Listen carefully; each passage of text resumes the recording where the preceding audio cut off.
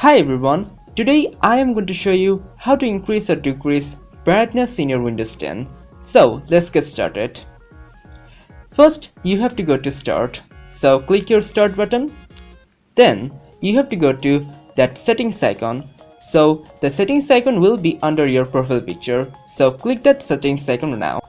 So after you have gone to your settings, you will see there will be many options like here, but you have to select one and that one has to be system, so you have to go to system. So under display you can see brightness and color, so scroll left to right to increase the brightness and right to left to decrease the brightness.